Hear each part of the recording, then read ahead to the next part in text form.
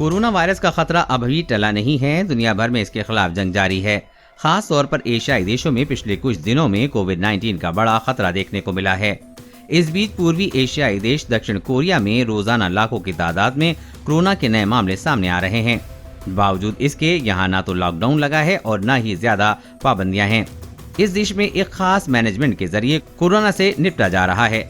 2020 की शुरुआती के बाद से यहाँ करीब 80 लाख से अधिक मामले दर्ज हो चुके हैं, लेकिन कोरिया ने अभी भी लॉकडाउन लगाने का ऐलान नहीं किया है। इतने केस फिर भी मृत्यु दर सबसे कम। बीते 24 घंटे में साउथ कोरिया में रिकॉर्ड 6 लाख से अधिक कोरोना वायरस के नए मामले दर्ज किए गए हैं। दुनिया के किसी भी देश में कोरोना के एक दिन में अब तक के इतने ज्यादा मामले सामने नहीं आए हैं।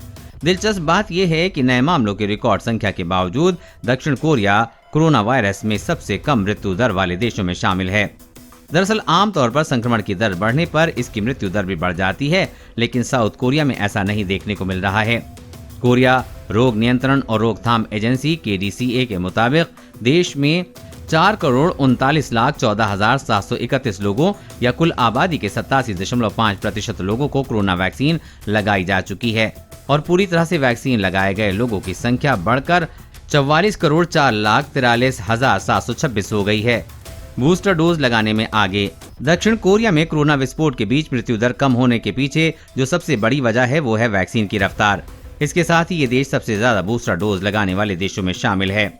यहाँ वैक्सीन की दर 88% है। बूस्टर डोज प्राप्त करने वालों की संख्या 3,21,85,393 है। यहाँ खास तौर से बुजुर्गों की बड़ी संख्या में बूस्टर शॉट दी गई हैं।